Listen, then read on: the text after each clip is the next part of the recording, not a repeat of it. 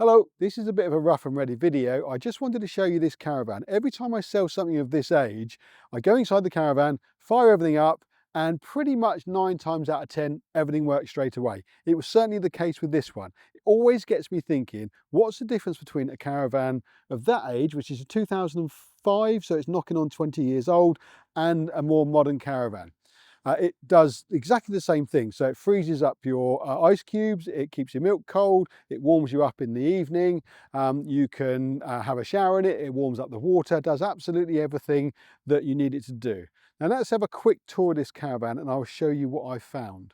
So we've got a Bailey Pageant 2005 Bordeaux, and first thing I did is fire up the gas, which you can see here working fine. That fired up first time. Also tried it on the 240 and gave it time to fire up, and that was good. Then we had a space heater, which is on, and you see in there it is. Okay, so that was main burner, all working correctly. Then I went to the water heater, and that's all working on gas and on 240 as well. Fired straight up. And then we have the toilet. Now this, I think, is the best toilet that they did because it's got a pump handle. So rather than having the pump that's down in this container in here, the little 12-volt pump, all you do is pump that up and down.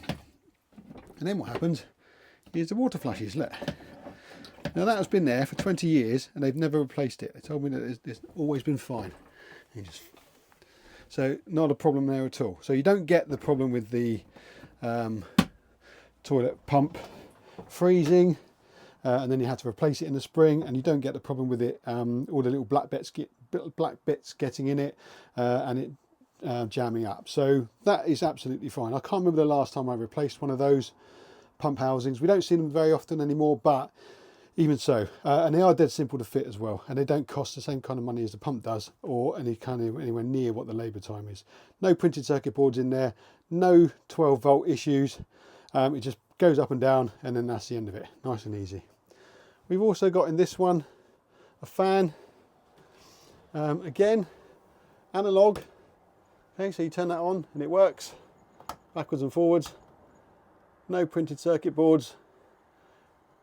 No touch screens that you have to touch that fail, that cost £90 to replace, and a good hour's labour to do. So that has worked all that time and it will carry on working. It's not a problem at all.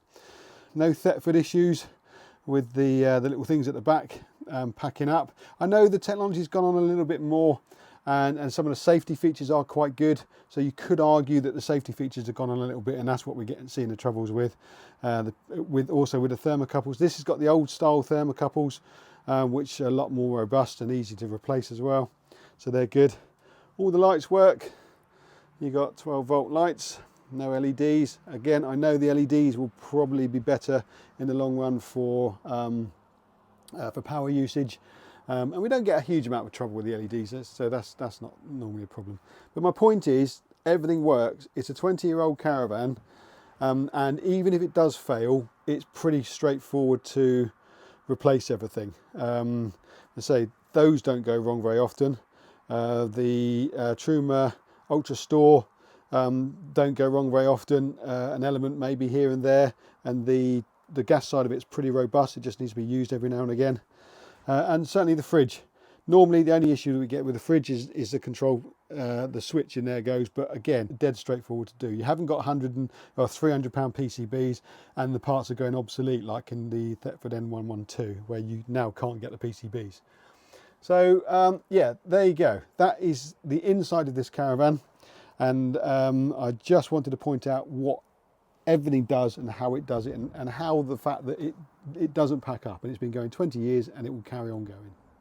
So what's the point of showing you this caravan?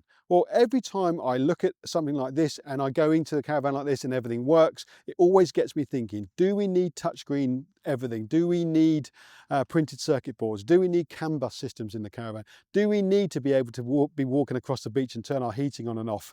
Not that I don't think it has ever worked in the history of anything. Maybe this new Truma control panel might do that. I don't know, that remains to be seen. So that is what I want to ask you. Would you rather go back to something like this, obviously a more modern version with this, with the fridges that haven't got printed circuit boards in that fail, like the M112? I know that's getting a little bit older now, but we can't get those printed circuit boards anymore. So if your fridge fails, it's a new fridge when you're looking at £1,200. The worst thing that can happen to that is that the switch goes. And I've done a video on that already. I think the switch is 60 quid and it's about an hour's labour to do with my helpful video. So again, the toilet, that will probably hardly ever go wrong unless it's not drained down correctly, and then a 20-minute job and something that costs 30 quid and you're back on the road again. You don't have to keep replacing water pumps and things like that. Again, space heater, water heater, it all works. There are certain layouts that you couldn't have with that space heater, so maybe that's the reason that we have to go for combi boilers and things like that, because we can do some more layouts. Before the combi boilers came along, you couldn't have the island beds layouts because you had to put a space heater somewhere, which made it very difficult for the manufacturers to kind of work around that, because you had to have everything that involves. So that might be the reason behind it. That's why you have to have the combi boilers. So put it in the comments. Let me know what you think. Would you rather go back to something that is a lot more simple, but you know is going to work? Or am I wrong? And do you really need all the touchscreens and sunroofs and the new modern constructions and all? So it'd be interesting to know your thoughts. Put it in the comments. Let me know what you think. Also subscribe and like and do all the things you need to do with that. Also have a listen to Caravan Radio. That's definitely picking up speed. It's getting better and better. We're getting more people listening to it. We're also getting more people getting involved with it. So there's going to be more content and more advertisers on there as well. All caravan related, so you don't get bored of listening to it. Also, check out My Ideal Caravan for lots more information that isn't on YouTube of how to buy caravans, technical information, and also there is a WhatsApp group with direct links to me. So if you do get a problem with your printed circuit board or your touchscreen at 8 o'clock at night and everything's gone dead, you can always give me a shout, and 9 times out of 10 I can kind of point you in the right direction to get you out of trouble.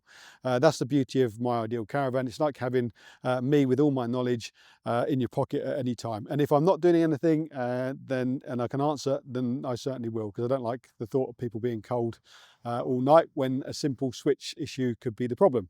So sign up to My Ideal Caravan and have a little look at that, and I will see you on the next video.